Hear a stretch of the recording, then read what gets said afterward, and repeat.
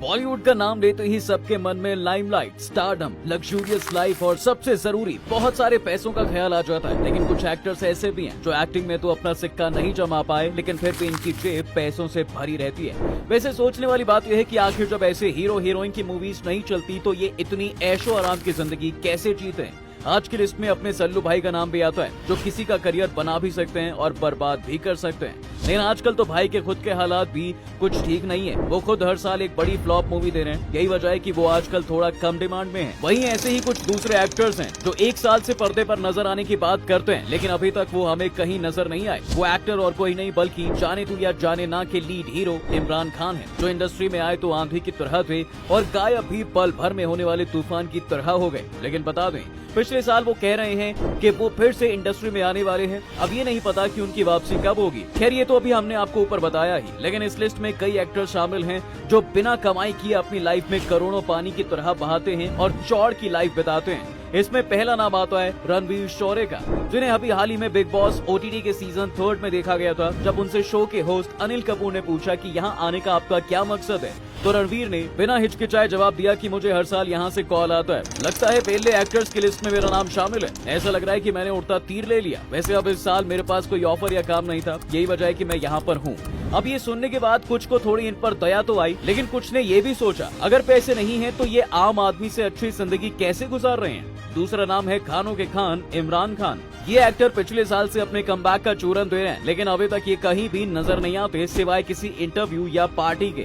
पिछले साल इनकी स्पाई सीरीज में नजर आने की बात सामने आई थी, लेकिन वो कैंसिल हो गया। वहीं इनकी लास्ट मूवी कट्टी बट्टी साल 2015 में आई थी, जिसमें इन्हें कंगना रनौत के साथ देखा गया था। लेकिन अब इतने सालों बाद खबर ये आई थी कि इमरान और उनकी गर्लफ्रेंड लेखा वॉशिंगटन ने कंट्रोवर्शियल किंग करण जौहर के घर में 9 लाख रेंट देकर रह रहे हैं। और कुछ टाइम बाद इन्होंने अपने बनते हुए विला की कुछ फोटोज भी सोशल मीडिया पर शेयर की थी। अब सोचने वाली बात ये भी है कि ये फिल्म सीरीज कुछ न करने के बाद भी वो इतनी बढ़िया जिंदगी कैसे जी रहे हैं, जिसका जवाब देते हुए उन्होंने बताया कि लाइफ में जितनी भी फिल्में की हैं, ये सारा उन्हीं का पैसा है। वैसे करियर की कुछ मूवी से उन्होंने कितना कमाया ये तो वो खुद जानते हैं। खैर, बता दे, फिल्मों के अलावा वो और कुछ ब्रांड एंडोर्समेंट भी करते हैं। वहीं ये डायरेक्शन करके आज करीब 100 करोड़ के मालिक बन गए हैं। वहीं तीसरा नाम आता है मिस्टर परफेक्शनिस्ट यानी आमिर खान का। अब इस मामले में इनके चाचा आमिर खान कैसे पीछे रह सकते हैं। बॉलीवुड के मिस्टर परफेक्शनिस्ट कहे जाने वाले आमिर पहले ऑडियंस को एक से बढ़कर एक फिल्में देते थे, लेकिन कुछ समय से इनका लक खराब हो गया है और उन्हें लोगों ने बायकॉट करना शुरू कर दिया है। लेकिन इन सब के बावजूद वो इस समय 1862 करोड़ के मालिक हैं। ये पैसे उन्होंने acting, endorsement, production, investment, business और रियल एस्टेट से कमाए।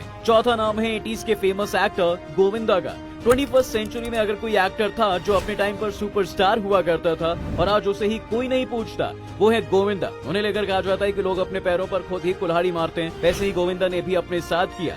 उन्हें ऐसा इसलिए कहा जा रहा है क्योंकि जब करियर में उनका ग्राफ नीचे गिर रहा था, तब भी वो डिमांडिंग बने रहे कि अगर उन्हें मूवी में लीड रोल नहीं मिला तो वो फिल्म्स नहीं करेंगे। जिसके बाद उनकी झोली से धीरे धीरे करके सारी ही मूवीज चली गई। अब फिल्में ना होने की वजह से तो इन्हें गरीब हो जाना चाहिए था, लेकिन ब्रांड एंडोर्समेंट के जरिए वो मोटी कमाई कर लेते हैं। बता दें, माया नगरी मुंबई में उनकी 2 लैविश प्रॉपर्टीज हैं जिनकी कीमत करोड़ों में है। इसके अलावा उनके पास कई लग्जरी कार्स जैसे मित्सुबिशी लांसर, फोर्ड एंडेवर भी है। ऋतिक रोशन, इनका नाम तो आप सबने सुना ही होगा। ये अभी 3108 करोड़ के मालिक हैं, लेकिन ये बात शायद बहुत ही कम लोग जानते हैं। एक्टर को पहली फिल्म में डांस के लिए सिर्फ 100 रुपए ही मिले थे, वो भी उनके दादा ने दिए थे। यानी बचपन से ही ये डांसिंग के शौकीन थे। लेकिन बता दें, ऋतिक सिर्फ फिल्मों के भरोसे पैसा नहीं कमा रहे, बल्कि इनके कई साइड बिजनेसेस भी हैं, जिसमें सबसे बड़ा इनका ब्रांड HRX है, जो एक क्लोथिंग और एसेसरीज ब्रांड है। आज जिसकी नेट वैल्यू 200 करोड़ है। इसके अलावा ये स्टार राकेश रोशन के बेटे भी हैं, तो ये अब अपने पापा का प्रोडक्शन हाउस यानी फिल्म क्राफ्ट प्रोडक्शन भी मैनेज कर रहे हैं। साथ ही इनका चेहरा ही काफी है पल भर में करोड़ों कमाने के लिए। मतलब एक्टर बहुत से ब्रांड एंडोर्समेंट भी करते हैं। इतना ही नहीं, ये सोशल मीडिया पर एक पोस्ट के करोड़ों चार्ज करते हैं। बता दें कि 50 साल के हैंडसम हंक ने फाइटर मूवी के लिए 50 करोड़ लिए थे। अब आप सोच सकते हैं कि आज की डेट में ऋतिक के पास इतना पैसा है कि वो बिना मूवी में काम करे भी अपनी लाइफ मजे में गुजार सकते हैं, क्योंकि उनके बिजनेस से इतने कमाल के हैं जो उन्हें रिटर्न में माला माल बना रहे हैं। मलाइका अरोड़ा, अब इनके बारे में क्या कहा जाए। मैडम को सिर्फ एक गाने ने बॉलीवुड में पहचान दिला दी थी।